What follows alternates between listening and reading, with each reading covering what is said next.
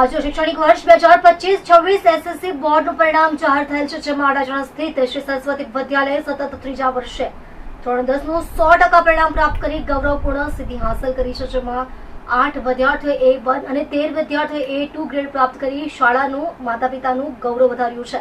શાળાનું આયોજન, વિદ્યાર્થીઓની મહેનત, શિક્ષકોના માર્ગદર્શન અને વાલીઓના સહકારથી આ ગૌરવપૂર્ણ પરિણામ પ્રાપ્ત થયું છે. તમામ વિદ્યાર્થીઓને તેમના ઉજ્જવળ ભવિષ્ય માટે શાળા પરિવાર તરફથી ખૂબ ખૂબ શુભેચ્છાઓ પાઠવવામાં આવી છે.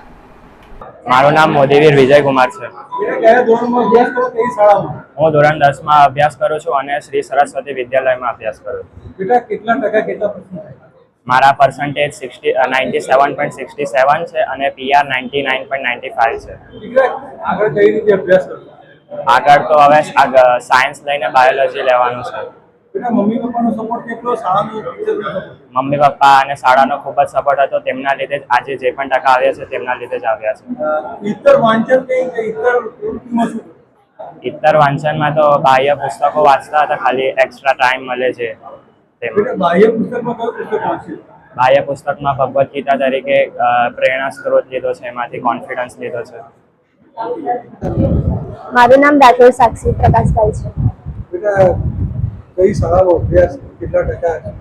મારી શાળાનું નામ શ્રી સરસ્વતી વિદ્યાલય છે અને મારા પર્સન્ટેજ 91.16 છે અને PR 96.16 છે. કેટલા કલાકનું વાંચન હતું? મારા રોજનું 3-4 કલાકનું વાંચન અને સ્કૂલ ટ્યુશનની મહેનત. આગળ કઈ રીતે? હું કોમર્સ લઈને કોલેજ કરીને ડિગ્રી લઈશ. મારા મમ્મી પપ્પાનો સપોર્ટ ઘણો હતો અને મમ્મી હાઉસવાઈફ છે અને પપ્પા ફેબ્રિકેશનનું કામ કરે છે. બીમાર પડે તો સપોર્ટ કરતા હતા અને એમ કહેતા કે તું તારું ભણવાનું ચાલુ રાખ, અમે છીએ પાસ. મારું નામ ફલક કુમાર કેવીભાઈ પટેલ છે.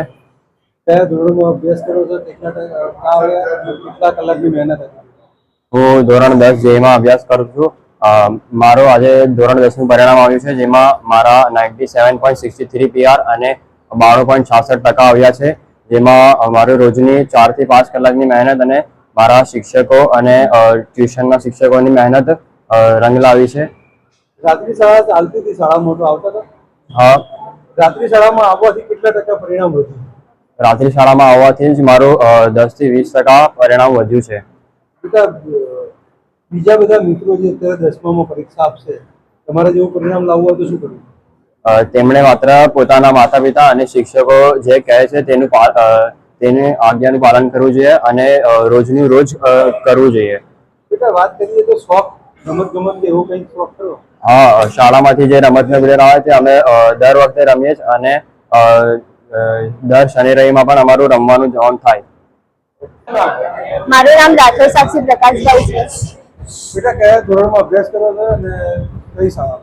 હું ધોરણ 10માં અભ્યાસ કરું છું અને શ્રી સરસ્વતી વિદ્યાલય શાળાનું નામ છે. બેટા વાત કરીએ તો કેટલા ટકા કેટલા પર્સન્ટ? મારા 91% છે અને 96.36 PR છે. બેટા આગળ કઈ રીતે અભ્યાસમાં જવાનું? હું કોમર્સ લઈને કોલેજ કરીને ડિગ્રી કરીશ. બેટા મમ્મી પપ્પાનો સપોર્ટ કેવો, શાળાનો સપોર્ટ? મારા મમ્મી પપ્પાનો પણ ખૂબ સપોર્ટ હતો અને શાળાનો પણ ઘણો સપોર્ટ હતો. એમણે રાત્રિ શાળામાં વાંચન કરીને અમારો વાંચનનો સમય વધાર્યો અને ડિફિકલ્ટી સોલ્વ માટે પણ એ લોકો મદદ કરતા. મારા મમ્મી હાઉસવાઈફ છે અને પપ્પા ફેબ્રિકેશનનું કામ કરે છે. વાત કરીએ તો કોમર્સ લાઈન પસંદ કરવાનું કારણ છે? મને સાયન્સમાં ઓછા માર્ક્સ આવ્યા અને પછી આર્ટ્સમાં ઇન્ટરેસ્ટ નથી એટલે કોમર્સ લાઈન કર્યું. મારું નામ પલ્લવી બારોટ છે. હું શ્રી સરસ્વતી વિદ્યાલયમાં આચાર્ય તરીકે ફરજ બજાવું છું. આજે ધોરણ 10નું પરિણામ કેટલા ટકા આવ્યું? ધોરણ 10નું અમારું સતત ત્રીજા વર્ષે આ વર્ષે પણ 100% પરિણામ આવ્યું છે. કુલ 8 વિદ્યાર્થીઓ A1 ગ્રેડ પ્રાપ્ત કર્યો છે અને 13 વિદ્યાર્થીઓએ A2 ગ્રેડ પ્રાપ્ત કર્યો છે. કેવા પ્રકારની શાળા એ છોકરાઓ અને ટીચરોનું સમન્વય રાખી એના પરિણામ મેળવ્યું? આ પરિણામ પાછળનો કમ્પ્લીટલી શ્રેય મારા શિક્ષકો અને વિદ્યાર્થીઓનો છે કે જેથી શાળા શરૂ થઈ છે એના પહેલા દિવસથી લઈને પરીક્ષાના અંતિમ દિવસ સુધી બંને જણાએ ખૂબ સારી રીતે કાર્ય કર્યું છે અને એના જ પરિણામ સ્વરૂપે આજે 100% પરિણામ. 2 વર્ષથી વધુ સમયથી આ શાળામાં રાત્રિ શાળાનું આયોજન કરવામાં આ પરિણામમાં એનો કેટલો સહકાર? રાત્રિ શાળાનું અમને ખૂબ જ સારું પરિણામ રહ્યું છે. જે વર્ષે અમે પહેલી વાર રાત્રિ શાળા શરૂ કરી તે વર્ષે પણ 100% પરિણામ હતું, ગયા વર્ષે પણ 100% પરિણામ હતું અને રાત્રિ શાળાનું આ ત્રીજું વર્ષ છે. આ વર્ષે પણ 100% પરિણામ છે. રાત્રિ શાળા પાછળનો મુખ્ય આશય એ હતો કે વિદ્યાર્થીઓ રાત્રે 6:30 થી 10 કલાક દરમિયાન એમના સમયપત્રક મુજબ શાંતિપૂર્ણ માહોલમાં વાંચન કરી શકે. બેન, વાત કરીએ તો મોટાભાગે શાળા, રાત્રિ શાળા અને ટ્યુશન બોનસ કઈ રીતે મેનેજ? આ ખૂબ જ સારો પ્રશ્ન છે. વિદ્યાર્થીઓ જેવું ડિસેમ્બર મહિનામાં આવે ત્યારે વિદ્યાર્થીઓને ઘણા કન્ફ્યુઝન થતા હોય કે શાળાનું આયોજનને ફોલો કરે, ટ્યુશનના આયોજનને ફોલો કરે કે એમનું પોતાનું જે વાંચવાનું બાકી હોય એને ફોલો કરે. એ બાબતમાં અમે શિક્ષકો સાથે વિદ્યાર્થીનું કાઉન્સેલિંગ થતું હોય છે અને એમને પ્રોપર શેડ્યુલ બનાવીને આપવામાં આવે છે. અને રાત્રિ શાળામાં અમે વિદ્યાર્થીઓને એમના સમયપત્રક મુજબ વાંચવાની અનુકૂળતા કરી આપીએ છીએ. રાત્રિ શાળામાં ટીચરોનો કઈ રીતે સહયોગ? રાત્રિ શાળા શિક્ષકો વગર શક્ય નથી. એમના પરિવારનો જે સમય છે એનો ભોગ આપીને શિક્ષકો શાળામાં આવે છે. દરેક શિક્ષકોને એક શેડ્યુલ બનાવીને આપ્યું છે કે અઠવાડિયામાં 2 વખત એ લોકો આવવાનું થતું હોય છે અને સમયસર એ લોકો આવી જાય છે અને પૂરતું ધ્યાન પૂરેપૂરું આપે છે. નિસ્વાર્થ ભાવે કરેલી શિક્ષકોની આ સેવા છે.